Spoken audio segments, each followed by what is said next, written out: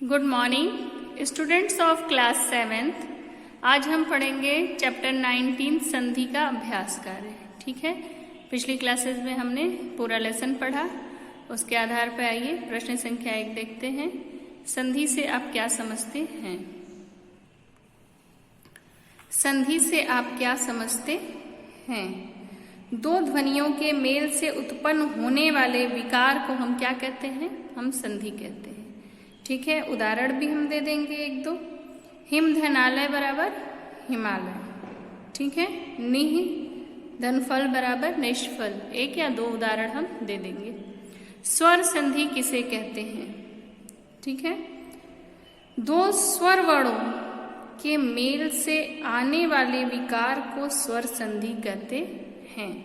ठीक है, उदाहरण देखिए, महा धन इंद्र बराबर महेंद्र। ठीक है, इसी के साथ एक और प्रश्न बताइए, स्वर संधि के कितने भेद होते हैं? जी हाँ, स्वर संधि के 5 भेद होते हैं। कौन कौन से? दीर्घ स्वर संधि, गुण स्वर संधि, वृद्धि स्वर संधि, यड़ स्वर संधि और अयादि स्वर संधि।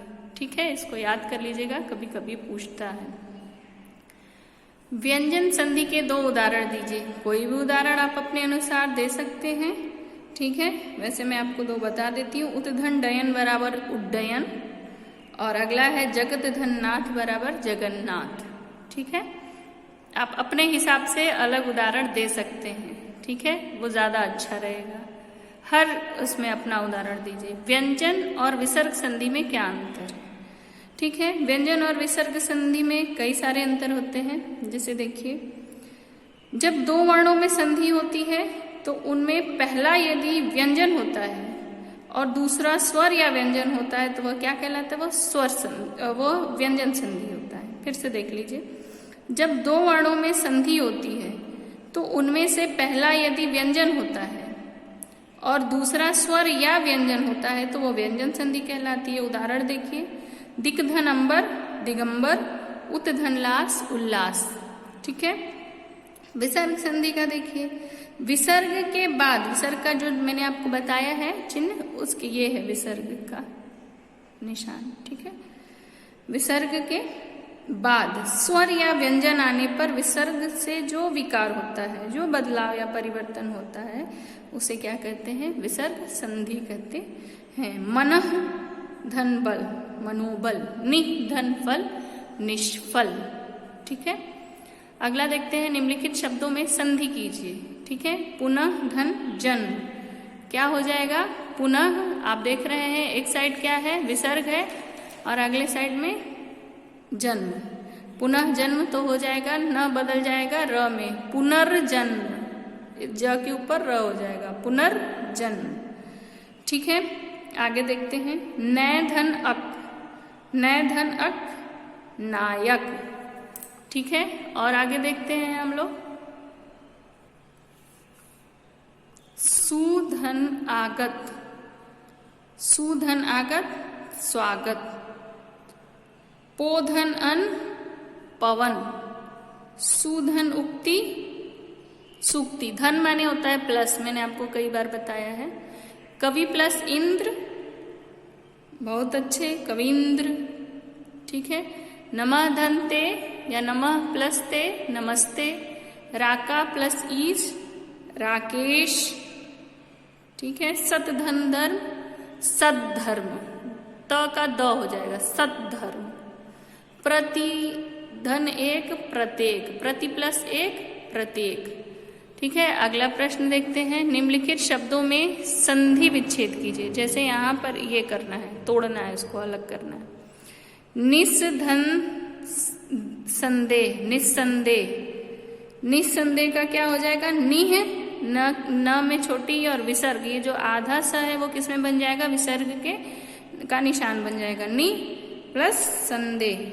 ठीक है, अगला देखिए, हरीश, हरि प्लस ईश हरीश। मनोहर, मनः, मनः, ओ की मात्रा जो है ओ किस में? विसर्ग में बदल जाएगा, मनः धन हर मनोहर, मनः धन हर। तथैव, तथा धन एव। ठीक है, वधूत्सव, वधु प्लस उत्सव, ठीक है, वधु प्लस उत्सव तो हो जाएगा वधूत्सव। आगे देखते हैं,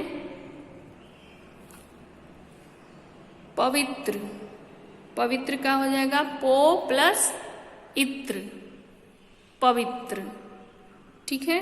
रत्नाकर, रतन आधा त रत्न धन आकर, रत्नाकर।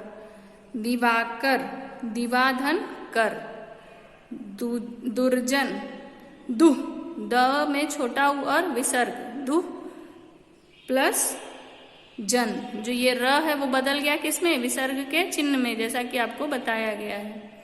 मनोरथ, इसमें भी ओ जो है वो किसमें बदल जाएगा, विसर्ग में, मनः प्लस रथ हो जाएगा मनोरथ।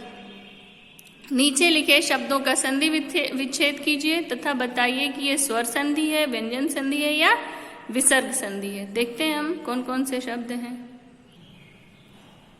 तपोवन, तपोवन क्या हो जाएगा, ओ बदल जाएगा विसर्ग में, तपह धन वन तो हो जाएगा विसर्ग संधि, बहुत आसान है। विद्यालय, विद्याधनालय बहुत बार आप पढ़ते आए हैं, विद्यालय कौन सा हो जाएगा, स्वर संधि, क्या हो जाएगा, विद्यालय स्वर संधि। अगला है शरणार्थी, शरण धन अर्थी, शरण प्लस अर्थी, शरणार्थी हो जाएगा स्वर संधि। मतैक्य, मत धन ऐक्य स्वर संधि। अभ्यर्थी, अभिधन अर्थी, अभिधन अर्थी, अभ्यर्थी ये भी हो गया स्वर संधि, ठीक है। तो यह पाठ यहीं पर हमारा समाप्त होता है, ठीक है।